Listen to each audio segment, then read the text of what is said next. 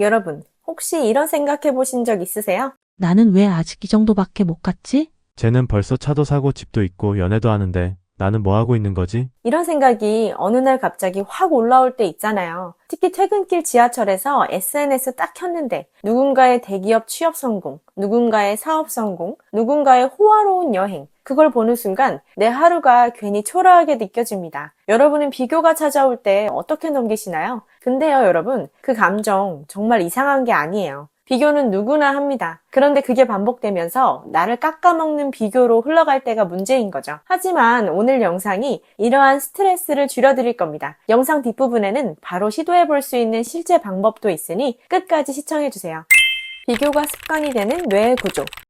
그렇다면 왜 이렇게 자꾸 비교하게 되는 걸까요? 그것을 이해하려면 비교가 뇌에서 어떻게 작동하는지 먼저 이해해야 합니다. 이건 우리 뇌의 구조와 관련이 있어요. 심리학자들은 말합니다. 인간은 비교를 통해 생존해 왔다고요. 예를 들어 볼게요. 원시시대에는 쟤는 저 과일 먹고 살았는데 안 아팠다더라 같은 비교를 통해서 살아남는 정보를 공유했어요. 그런데 현대사회는 너무 많은 정보, 너무 다양한 사람들이 노출되어 있죠. 이럴 때 뇌는 어떻게 반응하냐면요. 편도체가 먼저 반응합니다. 저 사람보다 내가 뒤처졌어. 하고 불안 신호를 보내게 됩니다. 그리고 도파민 시스템이 작동해서 더 나은 모습을 보고 자극을 느끼죠. 그래서 자꾸 SNS를 보게 되는 거예요. 마지막으로 전두엽이 생각합니다. 이걸 내가 따라가야 하나?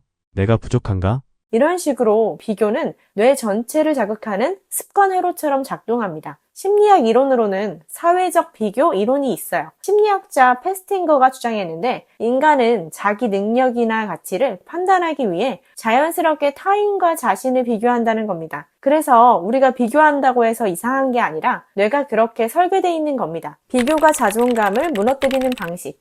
자, 이제 뇌가 비교에 반응한다는 걸 알았다면 그 비교가 우리 자존감에는 어떤 영향을 미칠까요? 가장 큰 문제는 그 비교가 자기 해석을 잘못 건드릴 때입니다. 우리는 다른 사람의 성과를 보면 이렇게 말하죠. 저 사람은 저만큼인데 나는 왜 아직 여기일까? 근데 여러분, 남들은 하이라이트를 보여주고 나는 비하인드를 본다는 걸 잊지 마세요. 남들은 성공한 장면만 보여줘요. 근데 우리는 우리의 실패, 좌절, 막막함은 다 알고 있잖아요. 결국 과장된 타인과 있는 그대로의 나를 비교하니까 당연히 무너질 수밖에 없는 겁니다. 자존감은 타인의 기준에서 나를 판단할 때 쉽게 부서져요. 난 별로야. 쟤한테는 못 미쳐.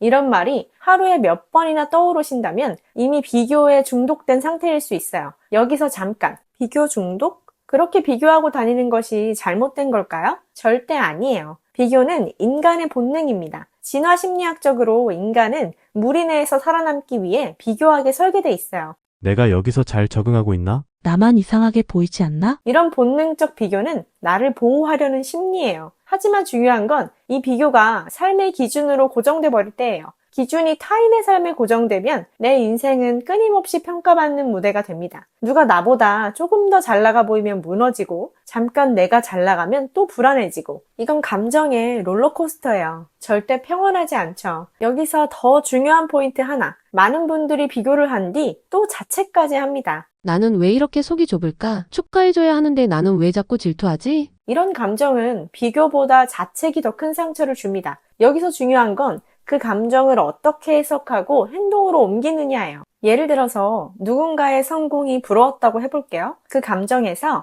나는 쟤보다 못하니까 아무것도 하기 싫어. 로 가지 않고 나도 자극받았어. 작은 목표라도 하나 세워볼까? 로 전환하면 그 비교는 동기부여가 될 수 있습니다. 비교는 감정보다 행동을 위한 출발점이 되어야 합니다. 그리고 한 가지 더, 자기만의 기준을 만드는 연습을 해보세요. 나는 어떤 삶을 멋지다고 느끼는가? 나는 어떤 순간에 만족감을 느끼는가? 이 질문을 자주 던지다 보면 외부의 기준이 나를 지배하지 못합니다. 심리학에서는 이걸 자기 결정성 이론이라고 해요. 외부 기준이 아닌 내 기준을 만들수록 비교는 나를 흔들 수 없습니다. 마지막으로 이것만은 기억하세요. 비교는 나의 감정이지 나의 정체성이 아닙니다. 나는 지금 누군가를 부러워하고 있구나. 라고 인식하는 것만으로도 그 감정에 휘둘리지 않을 수 있어요. 나는 왜 이 모양이지? 보다는 나는 지금 어떤 감정을 느끼고 있지? 라고 물어본다면 비교는 나를 더 성장시키는 기폭제로 만들 수도 있습니다. 비교에 휘둘리지 않는 세 가지 방법. 그래도 비교하는 것 때문에 너무 힘들다면 어떻게 해야 비교에서 조금이라도 벗어날 수 있을까요? 지금부터 비교에 흔들리지 않는 3가지 시선 전환법을 알려드릴게요. 첫째, 비교 대신 주기적 리듬을 기억하세요. 인생은 직선이 아니에요. 누군가는 20대에 치고 나가지만 30대에 번아웃이 오고 누군가는 40대에 꽃을 피우기도 해요. 우리 삶은 파도처럼 흐릅니다. 지금 느려 보여도 그건 다음 물결을 준비하는 시기일 수 있어요. 둘째, 내가 나에게 주는 피드백을 바꾸세요.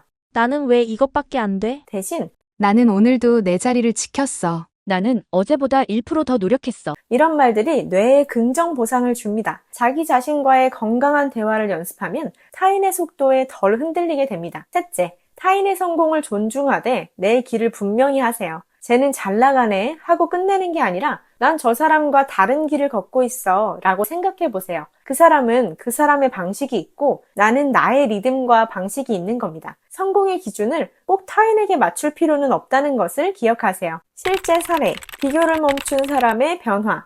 그런데 이런 변화가 실제로 가능할까요? 실제 사례를 통해 한 사람이 어떻게 비교에서 벗어났는지 확인해 볼게요. 실제 상담 사례 중에 이런 분이 있었어요. 보통 SNS를 멀리하라고 하지만 반대로 SNS를 줄이기 어려운 경우도 있죠. 업무상 사용해야 하거나 요즘은 친구들과의 소통이 대부분 SNS인 사람들도 많습니다. 컨텐츠 기획자로 일하는 20대 후반의 여성분이었는데요. 하루하루 SNS를 모니터링하는 게 일이었어요. 따라서 SNS를 피할 수가 없었죠. 그분은 사용량을 줄이는 대신 시야를 조절하는 방식을 택했습니다. 남의 성공을 보며 무너지는 게 아니라 그 안에서 이 사람은 어떤 과정을 거쳤을까?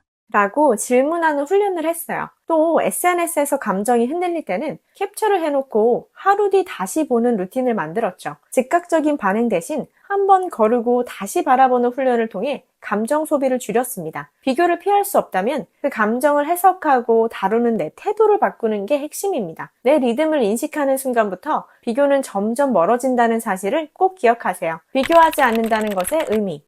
이제 마지막으로 비교를 내려놓는다는 게 우리 삶에서 어떤 의미인지 정리해 볼게요. 비교하지 않는다는 건 나는 내 속도로 살겠다는 용기 있는 선언입니다. 물론 완전히 멈출 수는 없어요. 인간이니까요. 하지만 그 감정을 인식하고 휘둘리지 않는 훈련은 가능합니다. 나는 지금도 충분히 잘하고 있다. 이 말 매일 아침 스스로에게 한 번만 말해보세요. 정말 신기하게 내 감정이 달라지기 시작합니다. 여러분은 지금 이 순간 누구의 속도로 살고 계신가요? 혹시 오늘 영상 보시면서 떠오른 생각이나 비슷한 경험이 있으셨다면 댓글로 함께 나눠주세요. 짧게라도 남겨주시면 다른 분들께도 큰 위로가 될 수 있습니다. 오늘 영상을 통해 비교가 아닌 여러분만의 삶의 속도를 찾으셨길 바랄게요. 영상이 도움되셨다면 좋아요만이라도 눌러주세요. 감사합니다.